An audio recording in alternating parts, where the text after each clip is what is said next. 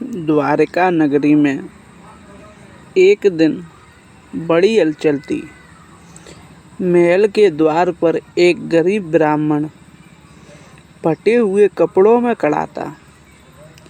उसके पैरों पर चप्पल नहीं थी, चेहरे पर थकान थी और हाथ में एक छोटी सी पोटली थी। पहरेदार उसे देखकर हंसने लगे। अरे बाबा, यह राजमहल है, कोई धर्मशाला नहीं है। यहाँ क्या काम है? गरीब ब्राह्मण ने मुस्कुराकर कहा, मैं अपने मित्र से मिलने आया हूँ। कौन है तुम्हारा मित्र? द्वारकाधीश श्री कृष्ण। यह सुनते ही सभी जोर जोर से हंस पड़े।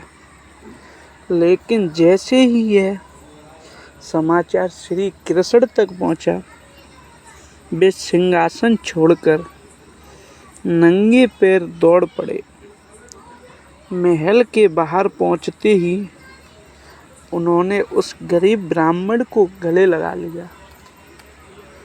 सुदामा, मेरे मित्र इतने वर्षों बाद आए हैं। सुदामा की आंखों से आंसू बहने लगे। श्री कृष्ण उन्हें अपने साथ राजमहल ले गए और स्वयं उनके चरण धोए।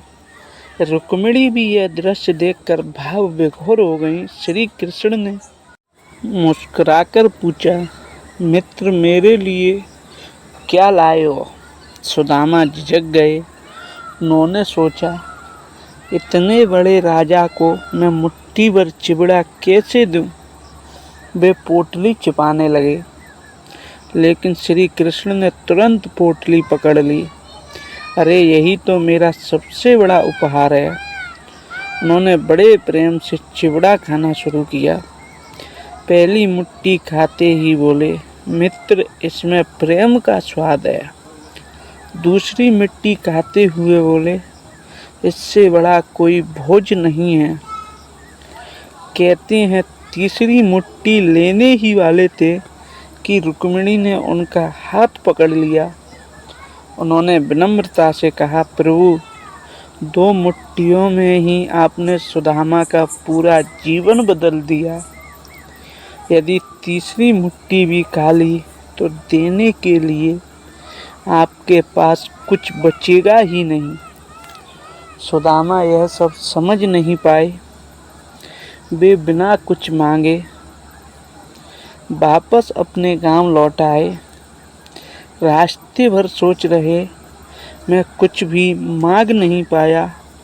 लेकिन जैसे ही वे अपने गांव पहुंचे, आचार्य चकित रह गए।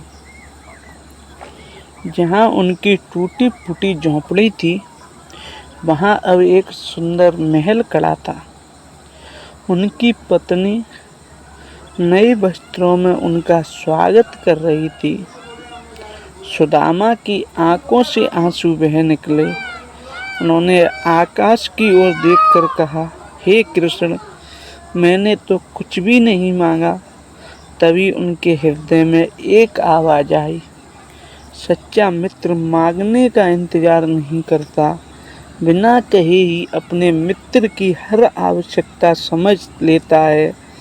उस दिन सुदामा को समझ आ गया कि भगवान को धन नहीं, प्रेम चाहिए। जो व्यक्ति सच्चे मन से प्रेम करता है, कभी मांगे पूरी नहीं कर